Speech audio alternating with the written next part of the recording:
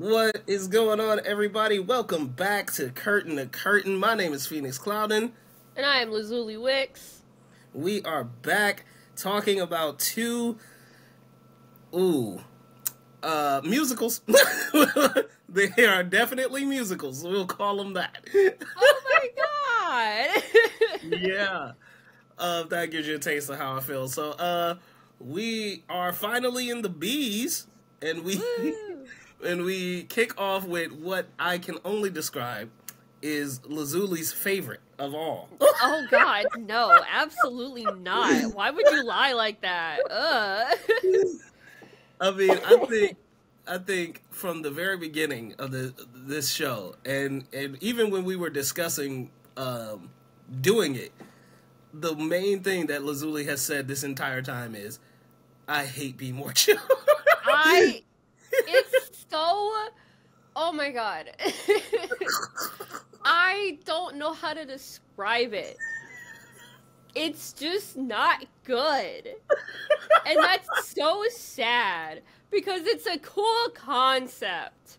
Is it? I mean, like, it's nice. Okay. So let's get into the plot of Be More Chill. Let's get into the plot of Be More Chill, and then I can defend the basis of it. Okay. Before I go into all my grapes. But basically, Be More Chill, it's set in a high school, and basically, you know, kids are bullied. Typical high school shit. So, Right. anyways, Jeremy is feeling really sad and down about being bullied, and one of the popular kids comes up and is like, "Oh, you can be cool, you just need the squib," which is this, like, brain chip pill thing that you take, and it makes you cool because it tells you what to do and everything. Mm-hmm. But it goes all bad because it just wants to control everybody and make them all cool, Mm-hmm. and stuff. So then, in order to prevent that, the way to reverse it is to get Mountain Dew Red, which is very notably no longer sold in stores. But one of the side characters, like, has a stockpile of it. So yay. And that's it. That's the plot. Now, I think that the basis of that could be really nice, because obviously we've gone over the idea of kids being bullied in school and them wanting to be cool. And I think this is a cool way to approach the topic in a modern sense of, like, oh yeah, there's this brain chip you can take and everything, and it'll make you cool. And, like, I think the basis of this musical is nice. It's just everything else they decided to do on top of it that I Right. hate. Okay. So for me, right, Right. I hope and pray every single day. And mind you, I just listened to this like 2 days ago. But since then, I've hoped and prayed every single day that this was nobody's first musical. Oh, yes. I like- hope it's nobody's first musical. like- I'm so sorry if it's your first musical. Ooh, I hope you were not introduced to musicals with this through one. this. 'Cause Like- this like- is... Oh, like, God. Like, there are, ooh. there are other mid-musicals that I would rather you listen to start off. Yeah. Like Hamilton. Okay, racist. Anyway, no. Like Hamilton, Shrek, Ugh. literally anything else, like SpongeBob. I would rather you start with Avenue Q Ugh. than this. See, like, and here's why, right? I'm around a lot of people who are not big musical people, right? And one of the things that they tell me is, like, they don't like musicals because it's just the number one reason they give is that it's weird for people to randomly burst in a song, Which is fair. and that they don't get why they would, right? This musical, the whole time I was thinking, this if I heard this would make me hate musicals. like as someone who loves musicals, this would make me hate musicals. Yeah. Because of it. I get what you're saying about the premise, I get it. But the whole time, all I was thinking is, if you just take Dear Evan Hansen, Heathers, and like, I don't know, Next to Normal or something like that, or Fun Home or something like that, and you just threw it in a blender and took like all of the worst aspects of each of them, you would be more chill. Like, it was literally that. It's a shame because this was a book, like an actual novel. No. And I imagine the novel was probably a lot better than this. That's terrible. Like a lot of pieces of media. Oh my god. Yeah, I'm looking. Apparently there's a film adaptation in development. I hope that the pandemic killed that. I hope so too, honestly. I hope it did, because I mean, like, if they're making a movie, I'm cool with it. Like, I'm cool with it. But if they are doing the musical version of it, I think it's a musical adaptation of it. Kill. Please make sure it's dead. Because the thing about it is that was really just grinding at me. Is like, the music itself is, what's the kind way to put it? Fucking terrible. like genuinely, it's not horrible. Yeah, its score is very uninteresting because it's like very solidly in mid-tens. Like, it's very obviously following off the coattails of Heathers, of Mean Girls, of Dear Evan Hansen, and all the other high school themed musicals that were out at the time. Yeah. But didn't capture why we liked those musicals outside of Dear Evan Hansen. We are just full of disagreements today. We'll get there when we get to the D's. I don't like Dear Evan Hansen. But it's it's a shame because there's good actors in here. Like, Stephanie Sue's in here. Yeah. And like George Salazar, who plays Michael, also isn't bad. He's like, his song, Michael in the Bathroom, is like the only highlight song. I'm a creeper in a bathroom, 'cause my buddy kinda left me alone. But I'd rather fake pee than stand awkwardly or pretend to check a text on my phone. Everything felt fine when I was half of a pear. Now, through no fault of mine, there's no other half there. Now I'm just Michael in the bathroom, Michael in the bathroom at a party. That I can name. It's the only good one. It's the only one I'm willing to listen to out of context and everything. I wouldn't listen to any of these. That's fair. That's fair. I wouldn't go out of my way to listen to it, but if someone else was like, if I was in a car and someone else had the aux cord and they decided to play it, I wouldn't complain. If that was the only one you played, maybe. But even still, I feel like I would be like, hey, bro, I love musicals. Turn this off. I guess that's like where the age gap comes in, because I can relate to Michael a lot in that sense, because I do in fact have generalized anxiety. So I get it. Right. I get him and everything. So I like it. Yeah. I like Michael in the Bathroom. Outside of that, though, it's bad. It's like the issues with Avenue Q that we had, where it's like trying to tap into like internet culture and like haha porn and everything, but like worse because it's so children. Yeah, like with Avenue Q, like it was puppets, so it was like, oh haha, you know what I'm saying? Yeah, like, but like. Yeah. But like, kids, I already like, get weird when, like, people sexualize kids. Yeah. But, like, this is, like, to a whole other level. Like, we know that kids, like, high schoolers interact with porn. But, like, why? Why do it? Why approach it like this? Yeah.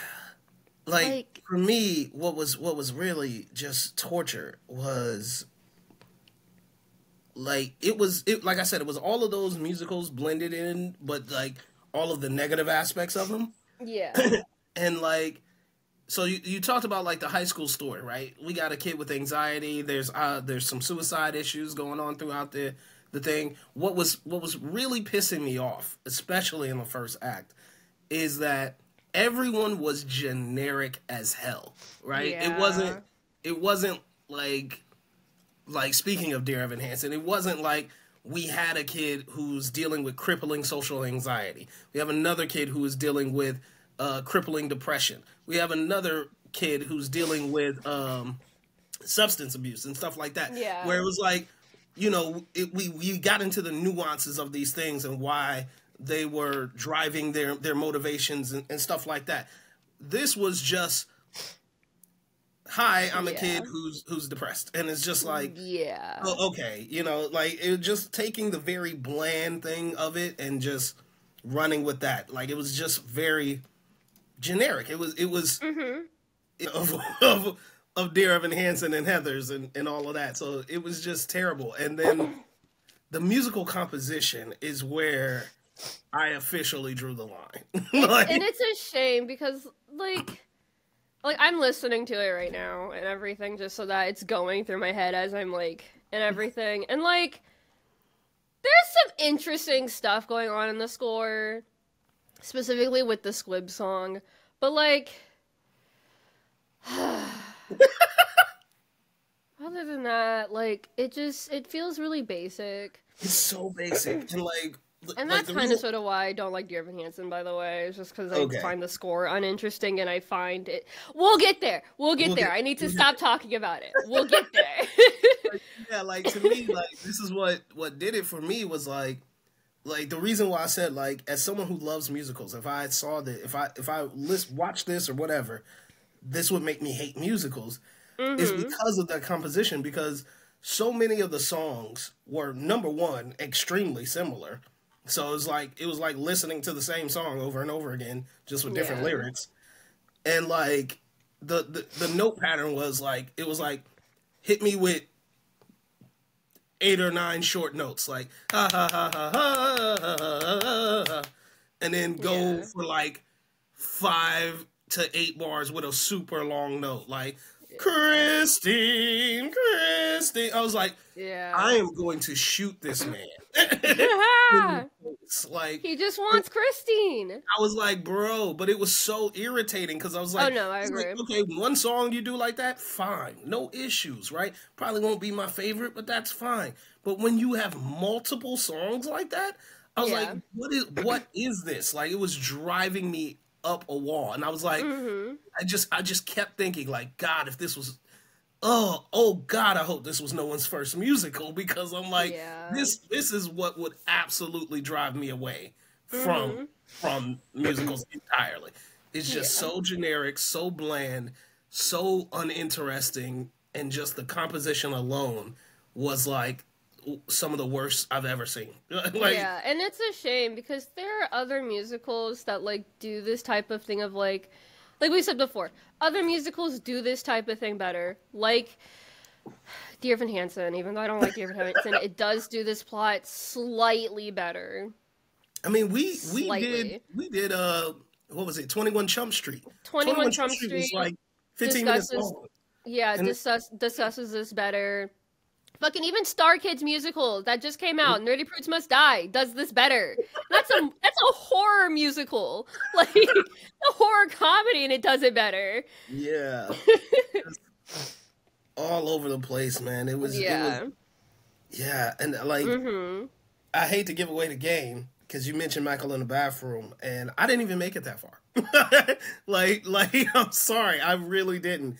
I finished the first act, and I was like, you know what?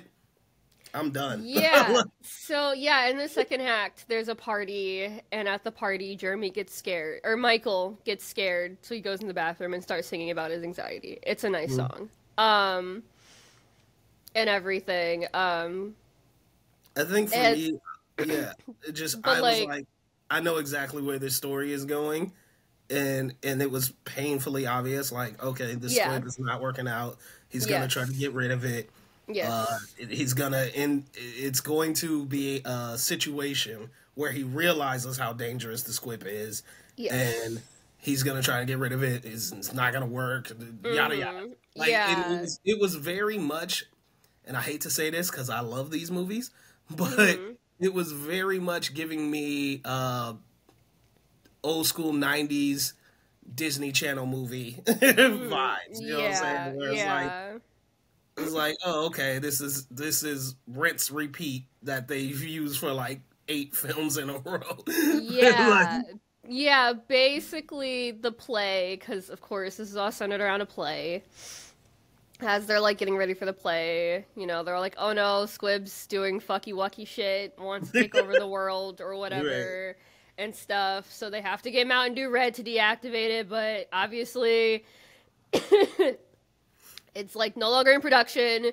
But of course, Michael, for some fucking reason, just has a stockpile of this shit. Man, I've just been drinking Mountain Dew Red ever. I guess. Christine drinks it, and it starts a chain reaction that turns off all the other squibs in the school. Mm-hmm. And then I'm reading the Wikipedia article. So I'll just read, I'll read the last paragraph of the plot synopsis of Act 2. Okay. Jeremy wakes up in the hospital, sharing a room with Rich, who proudly comes out to Jeremy as bisexual and is ready to finally be who he really is. Michael visits Jeremy and the two reconcile. Mr. Here, finally wearing pants, visits Jeremy as well, informing him that he'll be a better dad. Surrounded by his friends and family, Jeremy realizes that there will always be outside influences, but he really needs to learn to make up his own mind instead. He asks Christine out again. She accepts, kissing him.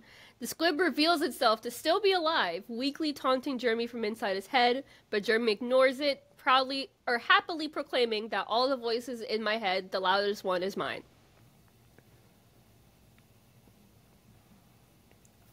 So, reading that, I feel resolute in my decision to have not finished this. Fair. Movie. Fair. Wow. Yeah, just so bad. Like so bad. I forgot that Jeremy's dad doesn't wear pants. Which was probably the funniest gag in the entire show. Yeah. Like genuinely, like, bro, why are you not wearing pants? But it was a way of symbolizing his level of depression. Yeah, his level of depression and his neglectfulness towards his son and everything. So it's a cool allegory and everything, and it's funny. But like, why? You know what I'm saying? But that was probably the best written aspect of the entire show. Yeah. And it's just like, it's like you did a pretty solid job on that one character, and just everybody else was just bland as all hell. Like, and I just can't, like you finished this somehow. I did not listen to this again. I finished it way back when I first listened to it. I was wondering about that. Did you re-listen? No. I think I listened to the Squib song because my roommate used to be a Be More Chill fan. Is no longer a Be More Chill fan, but used to be a Be More Chill fan and was like, the Squib song is nice.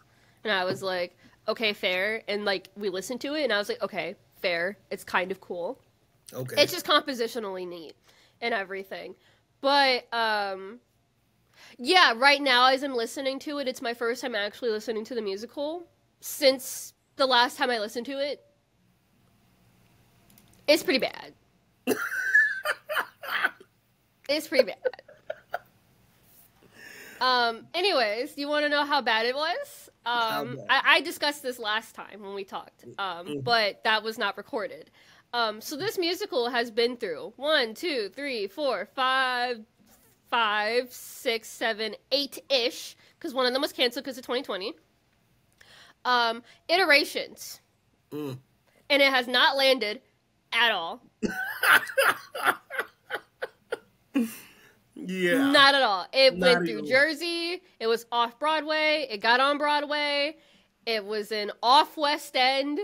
There was going to be a Chicago production, but it got canceled because of the panty. It was in West End officially, and was in Japan and was in the Netherlands. Yeah. And it didn't land at all. Yeah, I think one of its like longest reigns was like a year. Yeah. Like roughly a year. It got nominated for 1 Tony. That was for Best Score. It was for Best Score. How the and why? Squib song was carrying it, I assume. Jesus. And then it won 1 Lortel Award, and that was for George Salazar's presence in the musical. Okay. Yeah. Otherwise, it got nominated for a bunch of other stuff. Didn't win any. Yeah. It didn't land at all. Like, I think it's like one of those cult classics where like it has like a really strange online fandom, because a lot of people online, specifically high schoolers, really like this musical, which is why I say, or what I said earlier, wasn't recorded. It's high school incel type of musical and stuff. Yes. It's got a really good high schooler following. But, like, nobody outside of those high schoolers like it. Yeah. I mean, oh, God, that's awful. Like, yeah. I mean, I get it. I guess I get it if you're in high school. I guess I get it. There's a lot more things you can relate to being around that age. And it's more fantasy based, so I guess I like I said, I get that. It's just so so bad. Like, and I mean, like, it's the kind of thing where it's like, if you, like, let's say if you grew up with these, you know, if you grew up with the Dear Evan Hanses and the Heathers and the you know, Fun Homes and the why am I blanking on them? Like the Next Normals and all of those. Yeah. Like, if you grew up with those, then this fits kind of right in. You know what I'm saying? And you can take it or leave it. But like, I feel like, you know, anybody who's, you know, take any older classic musical, you know, Sunday in the Park with George or Phantom of the Opera, you're looking at this and going, Wicked, or, you know, Ragtime, anything. Yeah. Like, you're looking at this and going, dude, what? Like, like, ugh. Like, it's so... Okay, you know what it reminds me of? It's like... What? When somebody comes out with a hit show, right? Just a hit show. It was very original. Everybody loved it. Talked about it. Great. And then people decide, well, people love that. Let's make 6 more just like it. Oh, yeah. Like, that's and they, like, miss the point. Completely like, with the whole... Like, with Barbie, how they're like, oh, we're gonna make a bunch of other, like... movies based off of other Mattel like products and stuff, and it's like you're missing the point of Barbie. Like, yeah, it's literally that, and that's what you get, and it's like it's like, yeah, you nailed it with Dear Evan Hansen, and then you had 4 or 5 remakes that were all equal parts, and then this 6th one came up, and you're just like, you know what? Am I hearing Heather's hate? Am I hearing Heather's hate? We'll get there. We'll get there. Oh, wow. Okay. So, yeah, that's pretty much it. I have nothing else to add to this. This is an awful show. All right. What would you, what's your grade? I'm shocked to deliver my very first one on our show so early, but because I couldn't even finish the second act, it is apparent to me this one gets a firm F. Wow. Yeah, this is an F. Yeah, I am going to be slightly nicer and give it a D-. You are too kind. Yes, it has some slightly nice aspects to it, but overall isn't great. Wow. That's amazing. You told me since the beginning how much you hate this, and I still hate it. I do not like it. I don't like it. But I can acknowledge that it's got some cool aspects to it. Cool aspects don't save it. It's a failure. Yeah. So, all right. So we get to move on to our other musical. Beetlejuice. Discuss Beetlejuice.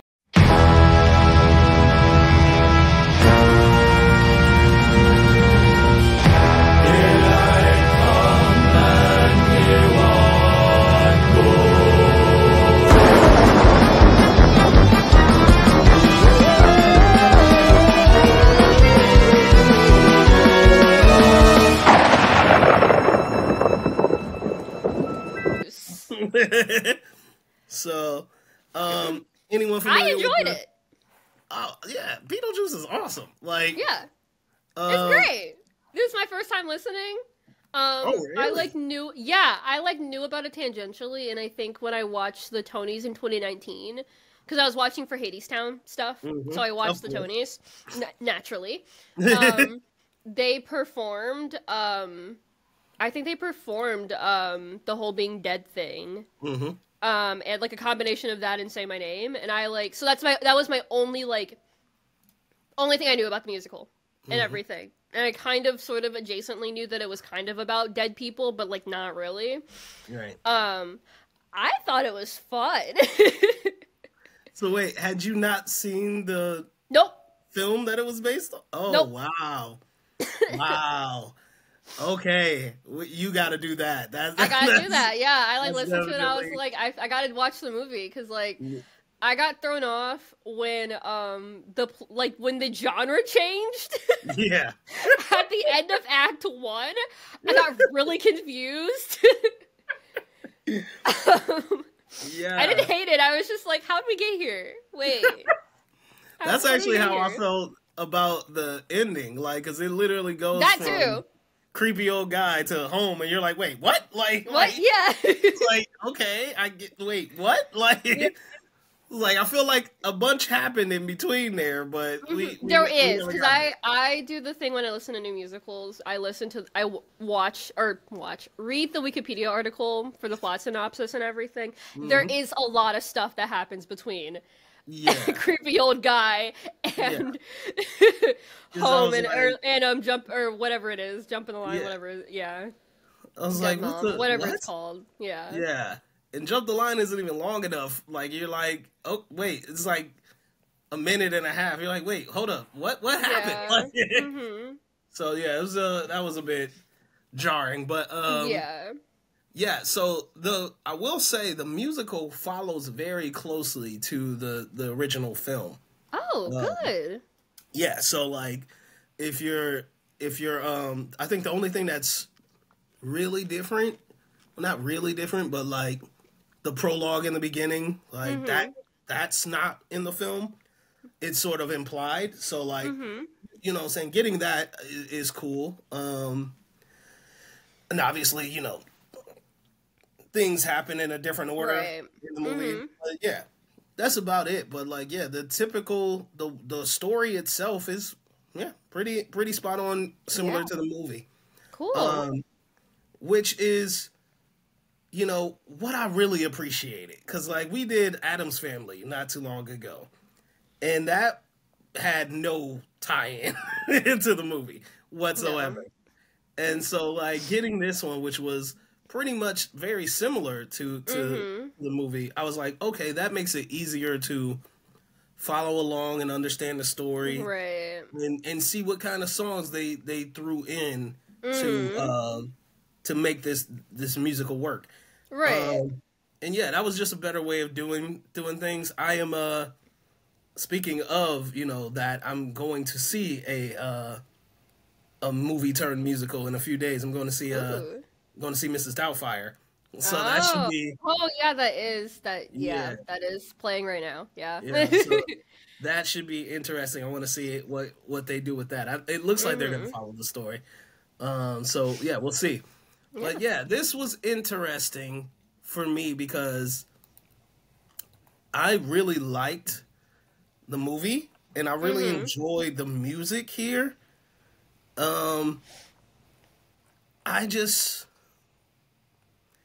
and maybe it's because I had just come off of forcing myself through Be More Chill, but I was just like, Be More Chill killed so much of my musical love. Aww. Was that like I couldn't even really jump into Beetlejuice and really get hype for it because I was just like that thing really hurt my feelings. So so I don't want to blame Beetlejuice for that, but like on its own, I think it's fine. I think it's just That's fair. Yeah. I had a really great time listening to it. I will say the whole thing about being dead song. I'm listening to it right now. And in my opinion, it has the same just that song. The rest of the songs are fine, but just this song has the same problem as Aladdin does. It's too long. Yeah. Specifically, I think they were trying to do the thing that they do with what's the song in Aladdin that just goes on forever and ever and ever and ever and doesn't end?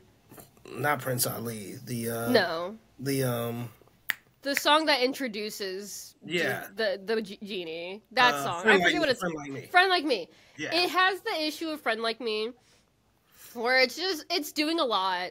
And I'm sure unlike Friend Like Me, it probably looks fun to watch. And because of it being engaging to watch, you don't notice how long it is. But listening to it, I was kind of like about like a third of the way. Like even now, a third of the way through when I was listening to it, I was like, this is going on for a little too long for my preference. Just a little too long. And it's a fun song. I enjoy it. I just think that it didn't need to be that long. Yeah, and they break it I into understand that it's like 5 parts or something. Yeah, but I understand that it's like I understand that like it's doing a thing. It's like introducing the whole premise of this musical and everything. And even though it has that intro song, like this is the actual like intro to the musical and everything, and those songs have to kind of sort of be longer and everything. I just think they could have done more with it. I don't know. The genre changes genre changes were kind of their attempts of doing something different with it, but like it still wasn't enough for me. Like I said, probably if I had watched it, I probably wouldn't have noticed how long it was. But listening to it, I was kind of like, this is just a touch too long. And but otherwise, it doesn't help that both part 2 and part 3 are like right after each other. Right after, yeah. Yeah, so it's like, oh, okay. Yeah, I think that's what really kind of put it on the okay side for me was like, there's a lot of that. There's a lot of like the same song over and over again.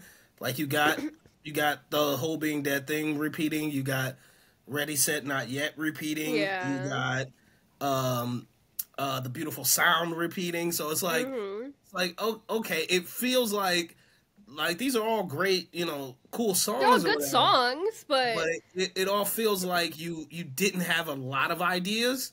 So you just kind of went with the same idea. Going, yeah. Yeah.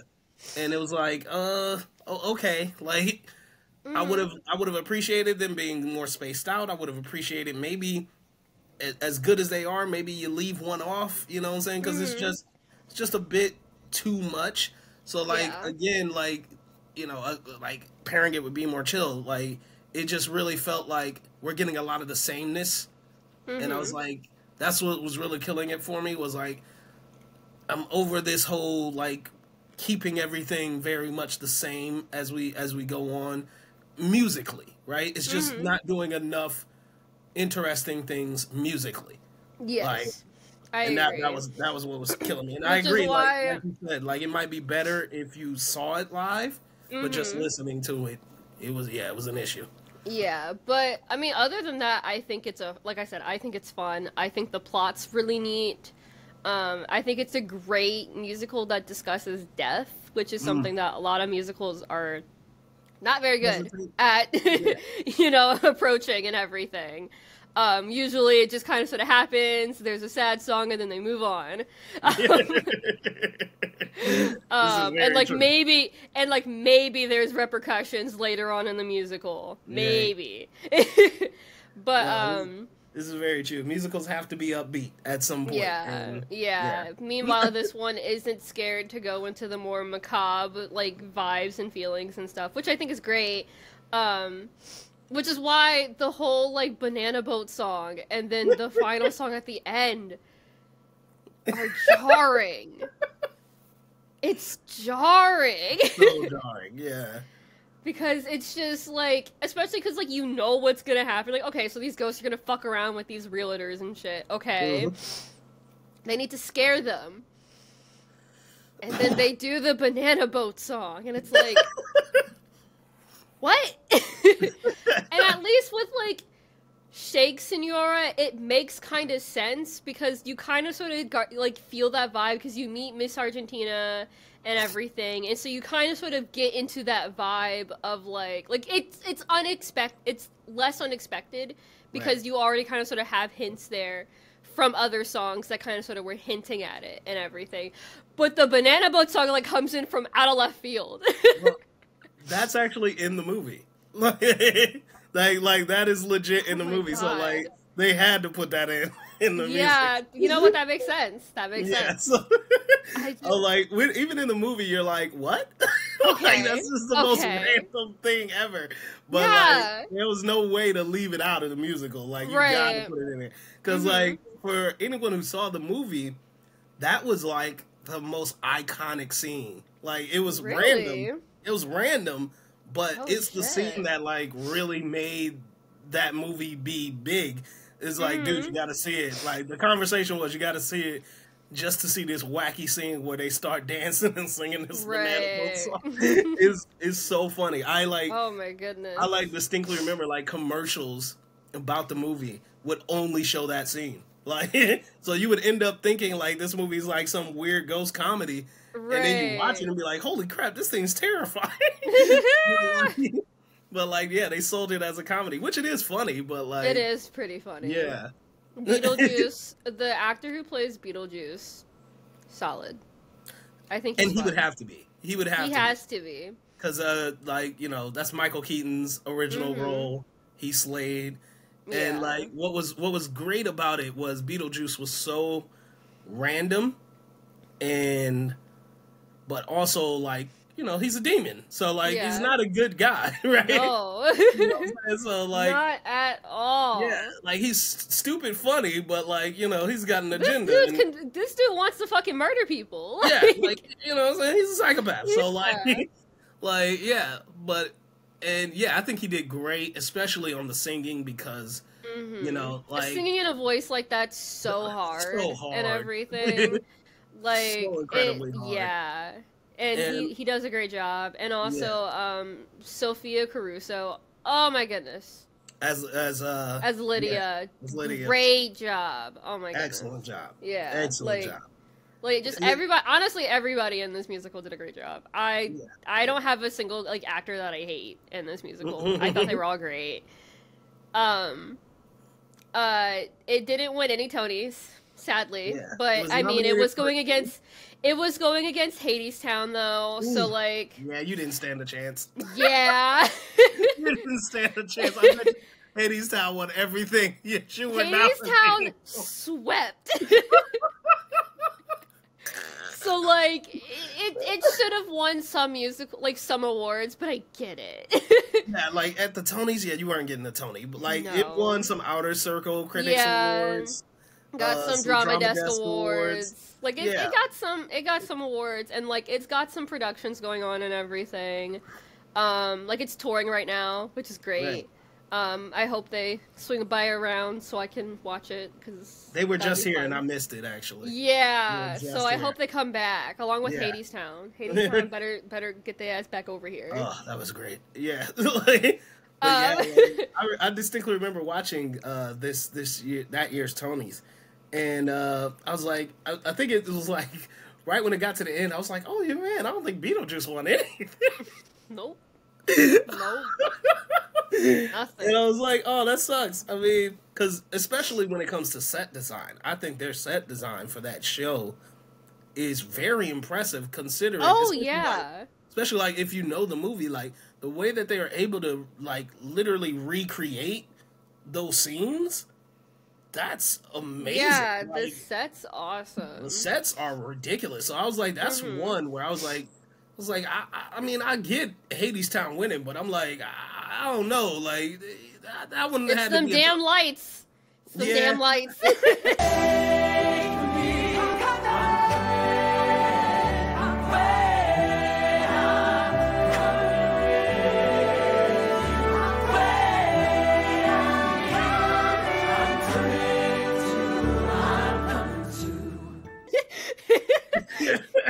Well, give them lighting design then, but they don't need the, they don't need the set design. Like I know, I'd have been pissed if I was working on yeah, on Beetlejuice on that, because that was their set design was incredible.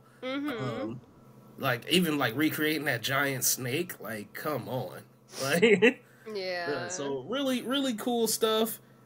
Really cool stuff that they did on there, and like I said, I think watching it would make it a lot more palatable. Oh yeah, because you would have that visual with it. So like, but yeah, I agree. It's a solid one, but yeah, just a lot of that sameness. I just wasn't feeling it. I wasn't feeling it as much as I wanted to. Yeah. I feel that, but yeah, it was great. It was a great listen. I listened to it yesterday. So it's pretty fresh in my mind, and I was just like, "Wow, this is fun." Yeah, this is fun, and you get that vibe, like like if you were in the theater watching it, you would be vibing. You would be. Oh vibing. yeah, no, like I would be, especially like, I don't know, I hate that I keep using the word fun, but like, it's just a fun musical. It's silly, like it approaches the whole death thing in a very palatable way for musical audiences, especially because most musicals are pretty positive outside of like the occasional pretty sad one like Rent and Come From Away and stuff. Like, even those still end on a pretty those even then like they end on a positive note. So like it's a fun musical and everything. I enjoy it a lot. I'm listening to it again and I'm just having a great time listening again. Like, yeah, I mean, it's got some great songs in it. Like, what is it? I think Invisible is no, not Invisible. Say My Name. Say My Name is amazing. Say My Name's awesome. Say My Name's amazing. Creepy Old Guy is hilarious. Creepy Old Guy is so I love fucking that funny. one. And it's so, I imagine it would be really jarring if you were listening to the musical with, like, no Wikipedia, because it goes straight. It goes straight from fucking, like, oh yeah, so, like, Lydia, like, oh yeah, I'm gonna go home. Yeah, I love my mom. You know what? We're okay. I'm okay. And then just, creepy old guy, I'm gonna marry this guy. Yup, I'm gonna marry this guy. And it's like, you're missing, like, 2 songs of context. I love it. Like, creepy old guy has a great line in it when it's like, can you believe that people used to think this was acceptable? Yeah, like, cultures still think this is acceptable. Yeah. Oh man, so yeah, it's like good, fun, funny, right? And just I can imagine myself having a grand old time, like seeing this live, having a grand old time. Oh so, yeah. It's totally fun, totally worth it. If they have the opportunity to go see it, should see it. Like, yeah, I would recommend it. I would recommend it, and I'm going to watch the movie at some point. Please do. Because it's a blast. If this musical is this fun, I imagine and you said that like the musical sticks pretty closely to the movie. I'm probably going to enjoy the movie a lot. Yeah. Like, honestly, I'm so mad that the movie wasn't like a full blown musical, because I would love creepy old guy like in the live action sense. Yeah, I think that would be so funny. That would have been so funny. Oh yeah. So, yeah. And like, oh my god, looking at like it's really successful despite the fact that it didn't get a lot of like awards and stuff. Like, it's touring, it's in South Korea. There's a Brazilian production. They plan to have like a production in Sweden and Australia, which is great. Wow. Like, it's getting around. Yeah. And I mean, So- it ran for 4 years on Broadway. It That's an did. incredible run. Yeah, it survived. It's one of the few musicals that survived the pandemic. Yeah. Yeah. It's like, because basically what that means is it was really good, and then the pandemic hit and it shut everything down. Mm-hmm. And then when it people came back, still wanted to still watch wanted it. to They see had enough, they had enough backing and enough money behind them that they could still produce it yeah, and everything, which is and awesome. they made it back. So yeah, Mhm. like great show, great show, and I imagine it would be fun to see live. So, all right, final grade. What are you giving Beetlejuice? I'm giving it an A. Wow. I really like it. It's fun. It's silly. It's goofy. And like I enjoy it. I enjoy it a lot. Wow. Okay. Wow, we are really on different wavelengths today. Apparently, yeah. I mean, yeah, I dug it. I really enjoyed it, like I said, but that sameness really kind of bothered me. And, yeah, it just, and musically, I don't think it did enough interesting things, despite having some really good songs. So, like, I'm going to sit with, like, a C+. Like, okay. you know what I'm saying? It's not bad. You're wrong, but that's okay. I would recommend it, but yeah, like again, and I think I would go up higher had I saw it. Like it would probably be like a solid B if I had seen it. But that's fair. Like just listen to it C+. I enjoyed it. I would recommend it. Definitely check it out. So C+ from me, A from Lazuli because she's crazy. I'm crazy. Ah! Oh man. Well, next time we will be listening to Bonnie and Clyde and Book of Mormon. Oh, okay. I have not listened to Bonnie and Clyde at all. Right. I know nothing about Bonnie and Clyde, actually. Nothing. Me either. Book of Mormon, I've listened to one song. Same. And it's the really racist one. Because my friend in high school thought it was funny. She was white. Of course. Yeah. So I don't remember what it's called, but it's the one song where they're like doing missions out in like different countries and stuff. I don't know what it's called, but it's that song. Nice. Yeah, the only song I've heard was Hello, and that's only because they performed it at the Tonys. So like that's the only one I know is Hello, which is great. So, but now that you said that, I'm looking very forward. It's not racist, but it's just it's weird listening to it as a non-white person. Because like like Mormons and like other really uppity Christians and not Catholics. Catholics don't do this, but Christians, they go out and do missions and stuff in other countries. Right. And the implications about that and everything is weird. So, definitely. Yeah. And they make it into a silly song. That's funny. I can't wait to dive into those two. Yeah. Hopefully we have a slightly better experience than I had with these last two. I might watch the slime tutorial. If I have time, I might watch the slime tutorial. Definitely for Book of Mormon. I really want to see for that Book of Mormon, yeah, because I would love to see it on stage, just see it and everything. Let's see how that goes. And I mean, Book of Mormon was cool. I mean, we got Dylan Mullaney out of it. Love Dylan Mullaney. She's great. Oh, nice. She was in Book of Mormon. She was one of the elders. Oh wow, that's hilarious. Yeah, it was before she transitioned and everything. But she was in Book of Mormon. So like, I'm excited. All right, yeah.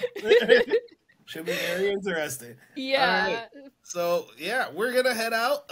2 musicals that you can check out if you really want to. Don't recommend that. Don't recommend the first one. I mean, if you really want to, listen to Michael in the Bathroom. And nothing else. And nothing else. And even that one you don't really have to listen to. Yeah, there are for songs about anxiety. Yeah, much So. better. Like the anonymous ones from Dear Evan Hansen. Anyway, we're gonna get out of here. My name's Phoenix. I'm Lazuli. We have been your adjacent theater kids, and we are out. Woo! Curtain drop. I don't know. We got to come up with a long tagline. See you guys.